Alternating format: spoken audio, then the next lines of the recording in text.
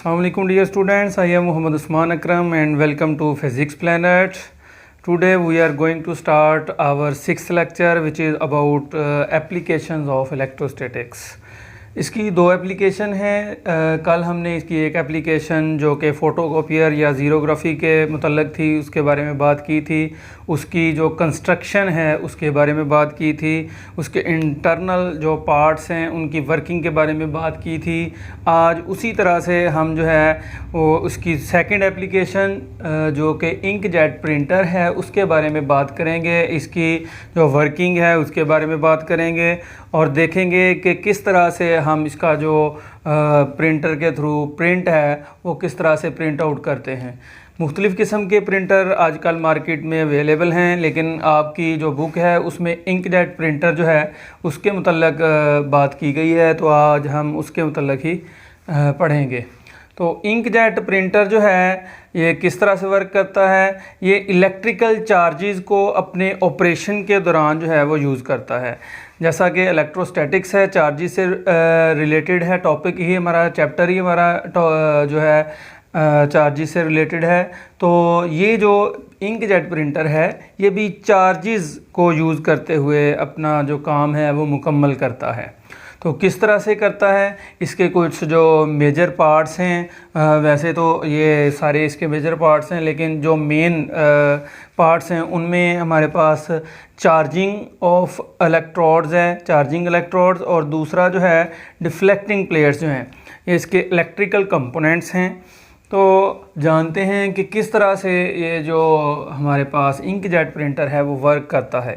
इसके पहले जो मेन पार्ट्स हैं उसके उनके नाम जान लें, बाद में इनकी वर्किंग के बारे में बात करते हैं। सबसे पहले हमारे पास जो इंक सप्लाई यहाँ से होती है, ठीक है, चूँकि इसका नाम ही इंकजेट है तो इसके नाम से ही पता चलता है कि इसमें इंक जो है उसको यूज़ किया जाएगा प्रिंटिंग के लिए, ठीक है। पहला इसका जो पार्ट है वो है इंक सप्लाई, ठीक है, या इसको हम कह सकते हैं कि इंक रेजरवायर, जहाँ पे इंक मौजूद होती है। फिर सेकंड पार्ट है इसका वो है pump.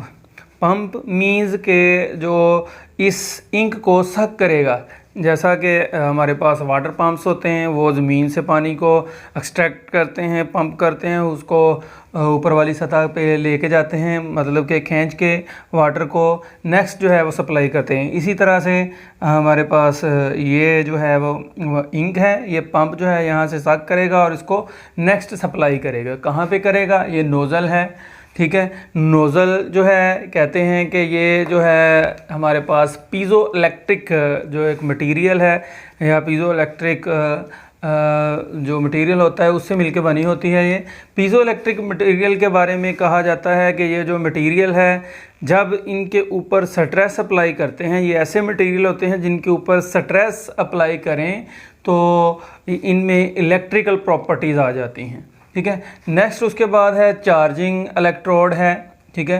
Charging electrode main role इसमें जो है इंकजेट प्रिंटर में इसका है। और उसके बाद डिफ्लेक्टिंग प्लेट्स हैं, जैसा कि हमने पहले भी बात की थी, जो कि कैपेसिटर की प्लेट्स की तरह होती हैं, एक प्लेट के ऊपर पॉजिटिव चार्ज, दूसरी के ऊपर नेगेटिव चार्ज।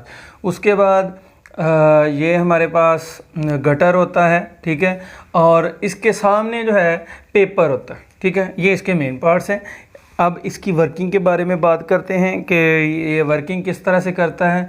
एक और बात याद रखें अपनी आसानी के लिए, ठीक है, अगर हमने इसको याद रखना है कि इंक जेट इसको क्यों कहते हैं। इंक से मुराद इंक है और जेट मीन्स के वेरी हाई स्पीड, इंक को वेरी हाई स्पीडली इसको मूव करवाते हैं। तो किस तरह से करवाते हैं अभी हम देखते हैं।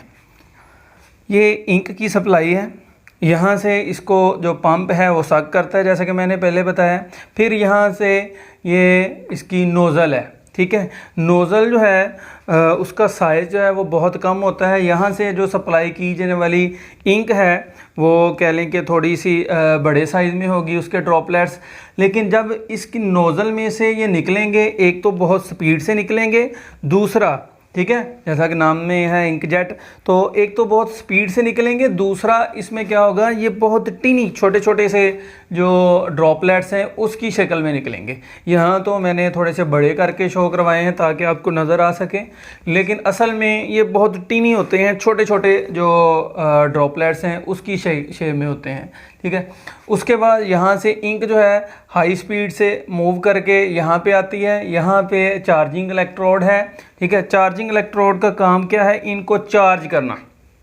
ठीक है, हम चार्ज क्यों करते हैं? असल में जो प्रिंटिंग होती है, यहाँ पे जो वर्डिंग लिखी जाती है वो जो हमारे पास न्यूट्रल यहाँ पे पार्टिकल्स होंगे इसके इंक के, या न्यूट्रल ड्रॉपलेट्स होंगे, उनकी वजह से होगी।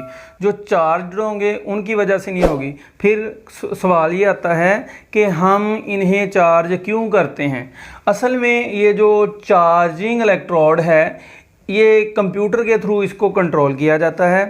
ठीक है, जब हमने इनको चार्ज करते हैं वो इसलिए करते हैं कि जो हमें वर्डिंग नहीं चाहिए होती, फिर आगे चूँकि इसके डिफ्लेक्टिंग प्लेट्स लगी होती हैं, वो जो ड्रॉपलेट्स आते हैं वो क्योंकि ये ड्रॉप जो हैं यहाँ से चार्ज होके आगे आते हैं चार्जिंग इलेक्ट्रोड से, वो ड्रॉपलेट असल में हमें नहीं चाहिए होते, उनको इन प्लेट्स में से गुजारते हैं। जब प्लेट में से गुजरते हैं तो क्या होता है, या तो ये पॉजिटिव की तरफ डिफ्लेक्ट होते हैं या नेगेटिव की तरफ, क्योंकि यहाँ से या तो पॉजिटिव चार्ज आएगा या नेगेटिव चार्ज आएगा। अगर ये पॉजिटिव की तरफ डिफ्लेक्ट करेंगे इसका मतलब ये है कि यहाँ से नेगेटिव चार्जेस जो हैं वो आ रहे हैं। अगर यहाँ पे जो ये इस तरफ को डिफ्लेक्ट हो जाते हैं, इधर भी जाएंगे गटर में, ठीक है, तो इसका मतलब यहाँ पे ये पॉजिटिव चार्ज जो हैं वो आए हैं। अब हम यहाँ पे बात करते हैं कि ये जो पेपर के ऊपर लिखा किस तरह से जाता है, इसकी प्रिंटिंग किस तरह से होती है। यहाँ से जो चार्जेस हैं वो आ रहे हैं। ठीक है, कंप्यूटर को कमांड दी जाती है कि ये जो चार्जिंग इलेक्ट्रोड है उसको उस वक्त जो है इसको ऑफ कर दे जब हमने जो डिज़ायर वर्डिंग है इस पेपर के ऊपर हम चाहते हैं। ठीक है, उस वक्त जो बंद हो जाते हैं ये जो चार्जिंग इलेक्ट्रोड है, तो यहाँ से न्यूट्रल जो चार्जेस हैं वो पास करते हैं और सीधे गुजर जाते हैं। ठीक है, और जो डिफ्लेक्ट होते हैं वो हम कब करवाते हैं? जो कि अनडिज़ायर होते हैं, हम उन्हें नहीं चाहते कि हम उन्हें प्रिंट करें, तब हम जो है यहाँ से चार्ज करते हैं। फिर यहाँ से जब वो गुज़रते हैं तो वो गटर में जो है वो चले जाते हैं, और गटर का जो लिंक है वो सीधा फिर से इंक सप्लाई के साथ है, और वो वापस दोबारा से यहाँ पे आ जाती है इंक जो भी है चार्जेस जो हैं, और फिर से दोबारा से इनको रिसाइकिल किया जाता है। तो यही था आज के लिए। किस तरह से दोबारा एक बार देख लेते हैं कि जो हमारा इंकजेट प्रिंटर है वो किस तरह से वर्क करता है, किस तरह से ऑपरेशन करता है यूजिंग इलेक्ट्रिक चार्जेस को यूज़ करके। और क्योंकि मेजर पार्ट्स जो हैं वो इलेक्ट्रिकल पार्ट्स जो हैं वो हैं चार्जिंग इलेक्ट्रोड और डिफ्लेक्टिंग प्लेट्स। फिर हम देखते हैं कि ये किस तरह से वर्क करता है। यहाँ से इंक की सप्लाई होती है, इंक की सप्लाई किस तरह से होती है, यहाँ से जाता है पंप में, पंप जो है इसको सक करता है, सक करके नोज़ल को देता है। नोज़ल जो है वो क्या करती है, इसको बहुत ज़्यादा टीनी जो ड्रॉपलेट्स हैं उनमें कन्वर्ट कर देता है और हाई स्पीडली इनको मूव करवाता है। जब यहाँ से मूव करते हैं, अगर हमें कुछ वर्डिंग जो है उसको स्किप करना है या हमारे लिए वो डिज़ायर्ड नहीं है, तो हम कंप्यूटर को कमांड देते हैं कि यहाँ पे चार्जेस को जो है वो यहाँ पे जो ड्रॉपलेट्स हैं उनको चार्ज कर दे। जब वो चार्ज कर देते हैं वो हमारे लिए डिज़ायर्ड नहीं होते, तो जब वो डिफ्लेक्टिंग प्लेट में से गुजरते हैं तो वो या तो इधर को डिफ्लेक्ट हो जाते हैं या इधर को डिफ्लेक्ट हो जाते हैं। लेकिन जब हम चाहते हैं कि ये वाला वर्ड जो है वो प्रिंट हो, ये ऑटोमेटिकली होता है, ये कंप्यूटर की कमांड्स होती हैं। ठीक है, इसे हमें ये करने की ज़रूरत नहीं होती, ये उसके अंदर ही सारा प्रोसेस हो रहा होता है। ठीक है, तो फिर इसको जब ऑफ़ कर देते हैं, यहाँ से न्यूट्रल जो इसके ड्रॉपलेट्स हैं वो सीधे गुजर जाते हैं, और वो जो गुजरते हैं ये जो पेपर है इस तरह से मूव कर रहा होता है। ठीक है, आगे और पीछे। तो फिर यहाँ से जो ड्रॉपलेट्स आते हैं उसकी वजह से यहाँ पे प्रिंटिंग होती है। तो ये थी इसकी सेकंड एप्लीकेशन इलेक्ट्रोस्टैटिक्स की। तो इसके बारे में अगर आपका कोई भी क्वेश्चन हो, किसी भी चीज़ की समझ ना आई हो, तो आप जो है वो कमेंट सेक्शन में पूछ सकते हैं। Thank you. अल्लाह।